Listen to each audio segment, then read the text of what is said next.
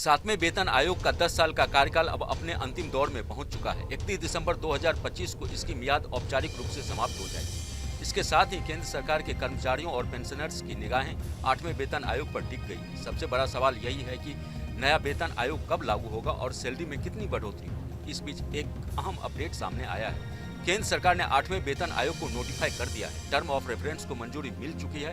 न्यायमूर्ति रंजना देसाई की अध्यक्षता में समिति ने अपना काम शुरू कर दिया है और इस खबर के बाद कर्मचारियों के बीच नई बेसिक सैलरी और अरियर को लेकर चर्चाएं तेज हो गई है। हालांकि अभी तक 8वें वेतन आयोग के लागू होने की कोई आधिकारिक तारीख तय नहीं की गई है, लेकिन ज्यादातर आकलन यही संकेत दे रहे हैं कि इसे जनवरी 2026 से लागू करना मुश्किल होगा।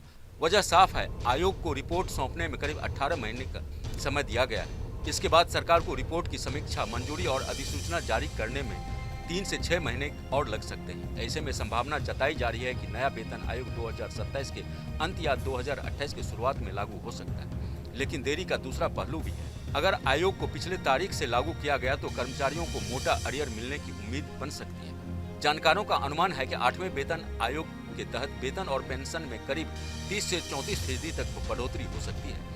इसका आधार फिटमेंट फैक्टर अनुमान है कि फिटमेंट फैक्टर 1.83 से 2.46 के बीच रह सकता है। अधिकतर विशेषज्ञ इसे 2.28 मान रहे हैं। इसके अलावा महंगाई भत्ते को बेसिक सैलरी में मर्ज किए जाने की भी संभावना जताई जा रही है। अगर ऐसा हुआ तो नई सैलरी का ढांचा पूरी तरह से बदल जाएगा। शुरुआती स्तर के कर्मचारियों को भी सीधा फायदा मिलेगा। इसे एक उदाहरण से समझते हैं। लेवल 1 के कर्मचारी की मौजूदा बेसिक सैलरी 18,000 रुपये है। टीए और अन्य भत्तों के बाद उसकी ग्रॉस सैलरी करीब 35,000 रुपये बनती है। अगर 34% की बढ़ोतरी होती है तो नई ग्रॉस सैलरी 46,900 रुपये तक पहुंच सकती है, यानी हर महीने लगभग 11,900 रुपये का इजाफा। अब अगर 8वां वेतन आयोग 2028 से लागू होता है, लेकिन प्रभाव जनवरी 2026 से दिया जाता है तो 24 महीने का अरियर बनेगा।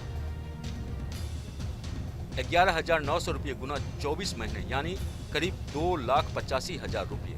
उच्च वेतन स्तर के कर्मचारियों के लिए यह अरियर इससे कहीं ज्यादा हो सकता है।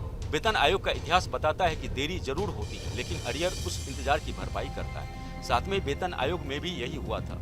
वह जून 2016 में लागू हुआ था, लेकिन अरियर 1 जनवरी 2016 से मिला था। यही स्थिति 6ठे और 5वें वेतन आयोग में भी देखने को मिली थी। इसी आधार पर उम्मीद जताई जा रही है कि 8वें वेतन आयोग का अरियर भी 1 जनवरी 2026 से दिया जा सकता है। नया वेतन आयोग सिर्फ सैलरी तक सीमित नहीं रहेगा। इसके दायरे में HRA, transport allowance, pension, gratuity और रिटायरमेंट बेनिफिट भी शामिल होंगे। फिलहाल कर्मचारियों और पेंशनर्स को आयोग की रिपोर्ट और सरकार की अंतिम फैसले